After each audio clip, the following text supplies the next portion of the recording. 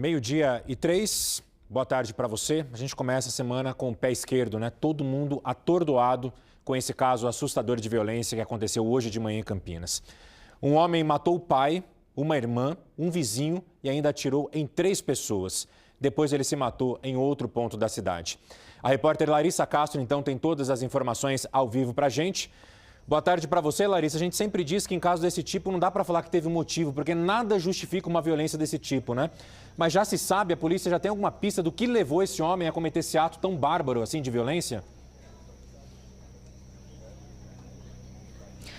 Boa tarde, Eduardo. Boa tarde a todos. É bem o que você disse, né? Motivo não existe, mas por enquanto também a polícia ainda não passou nenhuma confirmação oficial sobre esse crime. Mas tudo indica que foi vingança. Eu conversei aqui com alguns parentes do atirador e das vítimas. Eles contaram que esse atirador já tinha problemas com a família há muito tempo e teve uma briga muito feia há alguns meses, onde ele chegou a agredir as irmãs e o pai também. E a família chamou a polícia. Nessa ocasião, ele chegou a ser preso, passou um período preso e desde que saiu da prisão vinha ameaçando a família. Inclusive tinha até uma ordem judicial, ele não podia se aproximar aqui da casa onde eu estou, da casa da família. Eu vou dar até licença aqui um minutinho que está chegando o caminhão dos bombeiros, porque a polícia e os bombeiros ainda estão trabalhando aqui no local. O que aconteceu? Foram vários crimes na sequência, como eu disse. Primeiro ele matou a irmã a alguns quarteirões daqui, ela estava a caminho do trabalho. Depois ele veio aqui para frente da casa, onde matou o pai, que estava do lado de fora,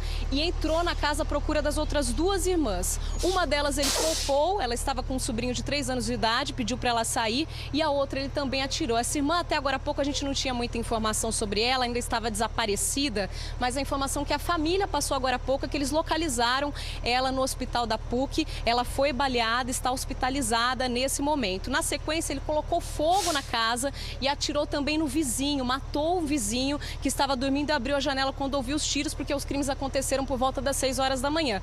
E não parou por aí. Daqui, ele seguiu para o Padre Manuel de Nóbrega. Lá no Padre Manuel de Nóbrega, ele atirou contra a ex-namorada dele e o atual namorado dela. Nessa situação, um vizinho lá ouviu o tiroteio e gravou os tiros. Nós temos esse momento que o vizinho mandou pra gente. Vamos ouvir os tiros.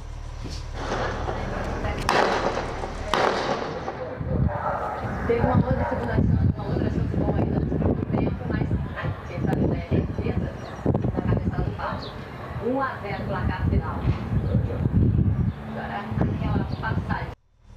A informação é de que esse homem, que seria o atual namorado, está em estado gravíssimo no hospital da PUC e a ex-namorada está internada no HC. A gente tem imagens também, uma foto, na verdade, do atirador, que é Antônio Ricardo Galo, de 28 anos, é a foto que você vai ver agora. Ele que atirou em toda a família aqui, inclusive nessas outras 2 pessoas. A polícia já estava perseguindo ele depois desse terceiro tiroteio aí, né, no Padre Manuel de Nóbrega. Quando ele foi cercado pela polícia, ele acabou se matando, deu um tiro na própria cabeça, Eduardo.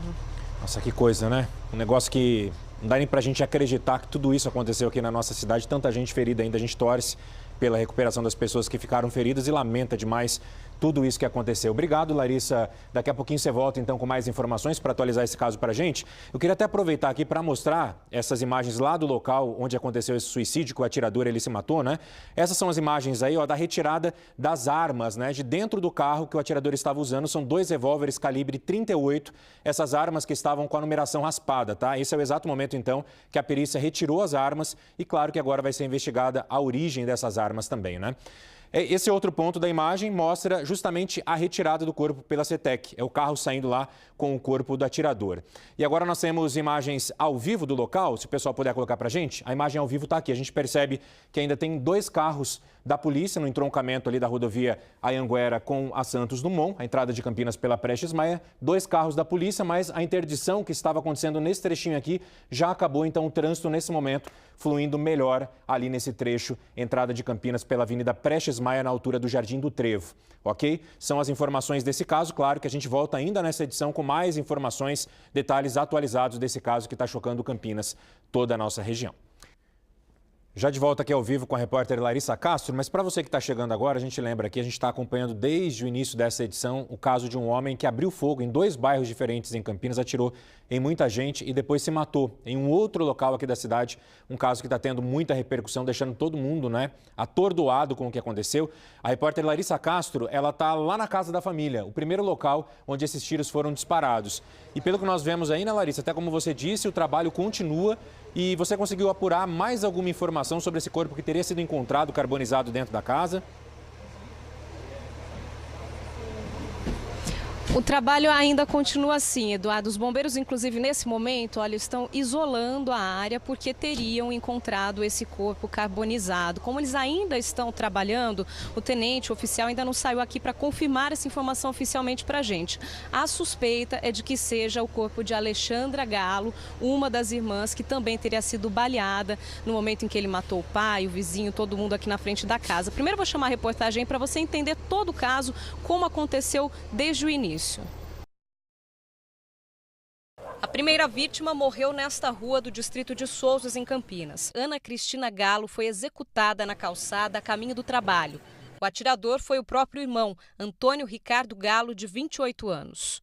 Ricardo passou pela rua de carro e depois de atirar várias vezes, seguiu o caminho para a casa da família, que fica aqui a poucos quarteirões de distância. Assim que chegou, já atirou contra o pai, um senhor de 60 anos que estava do lado de fora da casa, e entrou para procurar as outras irmãs. Os parentes contam que ele queria vingança, porque as irmãs chamaram a polícia depois de uma briga e ele foi preso. Ele foi preso pouco tempo, aí soltou ele, aí falou que ele tinha que ficar longe da família, uma distância da família.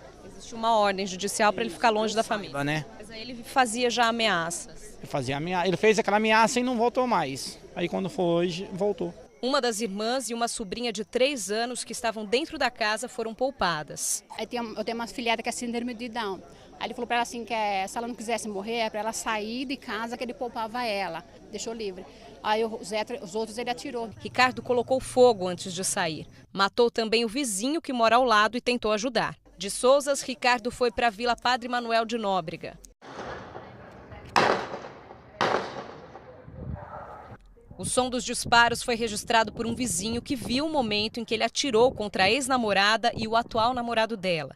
Na imagem, a gente vê ele manobrando o carro logo depois do ataque. Uma das vítimas está caída no chão. O vizinho, que preferiu não se identificar, também gravou o momento em que as viaturas chegaram para prestar socorro aos 2 baleados. Tudo aconteceu bem em frente ao condomínio onde morava a ex-namorada de Ricardo. Quando eu olhei no portão e vi os caras atirando, voltei pra dentro, ele deu ré no carro e voltou pra atirar de novo. Ela estava consciente, aí ela me passou o telefone, ela pediu para avisar a mãe dela que trabalha no supermercado aqui no bairro. Ligamos para os bombeiros, ligamos para o SAMU e foi aonde chegou as ambulâncias. Foram uns 10 tiros. Tanto é que tem 5 cápsulas no chão, as outras ele pegou. De lá, o atirador seguiu para a rodovia Anhanguera e parou na alça que dá acesso à Avenida Prestes Maia. Neste momento, Ricardo já estava sendo seguido pela polícia. Mas quando as viaturas se aproximaram do carro, ele se matou com um tiro na cabeça. Com a placa do veículo, avistamos ele, passamos a acompanhar. E no momento da abordagem, ele parou e sacou da arma e efetuou um disparo contra a cabeça, ficou suicidando.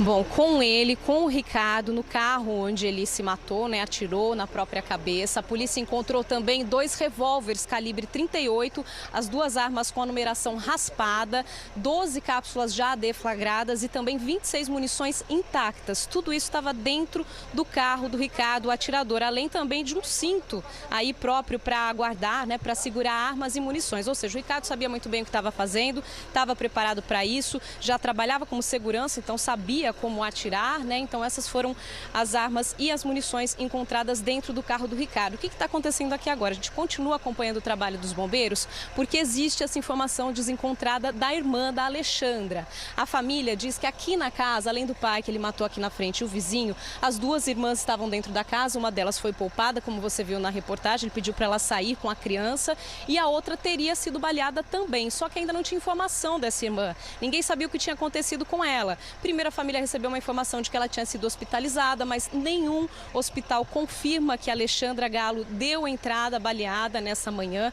E agora, no final da manhã, os bombeiros chegaram aqui com pás, com vários materiais para escavar aqui a casa, porque como a casa pegou fogo, tem muito material queimado, muita coisa lá dentro. E a família explicou que no fundo da casa, o pai tinha montado um quartinho, uma espécie de um barraquinho mesmo, onde ele morava, separado das filhas. Ele mesmo construiu, então era um quartinho bem pequeno onde ele dormia. Então a suspeita da família era de que essa irmã estivesse nesse quartinho quando o irmão tacou fogo na casa. E parece que essa suspeita está sendo confirmada nesse momento. Os bombeiros parece que encontraram um corpo carbonizado nesse quartinho que seria da Alexandra. Isso é só uma primeira informação que o bombeiro passou para a gente depois desse trabalho que foi feito aqui logo no final da manhã, mas eles ainda estão trabalhando. O tenente ainda não teve condições de sair da casa para vir confirmar essa informação oficialmente para a gente, mas a princípio seria isso que aconteceu, viu, Eduardo? A Alexandra estava dentro de casa também foi baleada, porque inclusive a irmã que foi liberada, a irmã que tem síndrome de Down, e que ele falou, olha, você não tem nada a ver com isso, pode sair daqui com a criança, essa irmã contou que viu ele atirando também na Alexandra. Então a gente sabe que ela foi baleada. Agora a questão é se ela teria sido hospitalizada ou se esse corpo que teria sido encontrado aqui agora seria o da Alexandra. Essa informação a gente vai ter a qualquer momento. Eu volto, Eduardo, se eu tiver essa confirmação aí até o final do jornal. Ótimo, você tem prioridade absoluta aqui, pode chamar a gente que você entra aqui trazendo as informações. Obrigado, viu, Larissa, pelas suas informações, boa tarde. E claro que ao longo da nossa programação também, se ainda não tiver nenhuma novidade, a gente vai trazendo também as novidades desse caso, ok?